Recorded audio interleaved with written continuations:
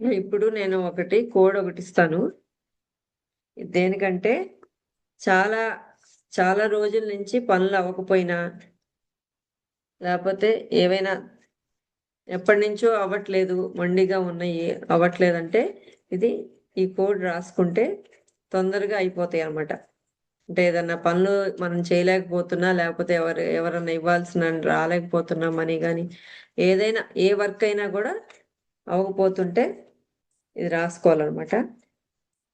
Since many days work రాసుకోండి. SINCE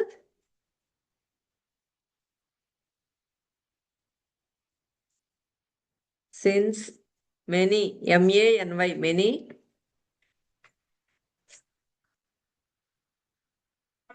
days DAYS days since many days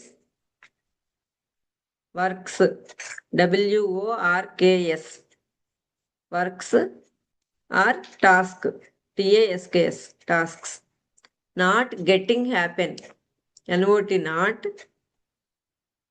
getting GETTING getting happen HAPPEN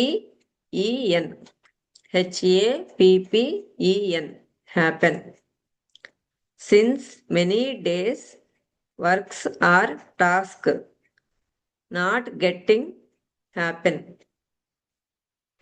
hyphen పెట్టుకొని to happen now ఇప్పుడు అవుతుంది. To happen now అని ఈ code వేసుకోండి.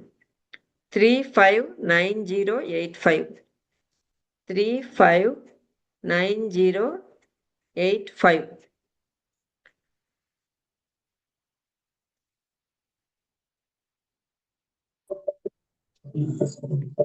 Madam ఇంకోసారి చెప్పండి. ఇది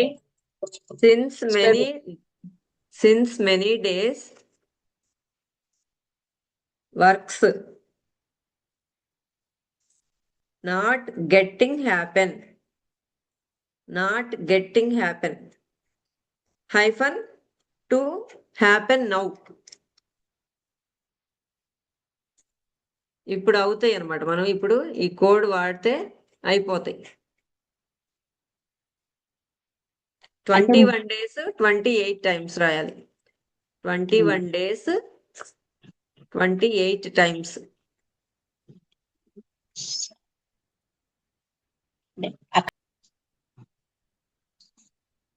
ఇది ఈజీ కదా. ఎఫర్మేషన్ అంటే ఇంత ఉంటది. కోడ్ అయితే తొందరగా ఇంతే కాబట్టి తొందరగా అయిపోయింది.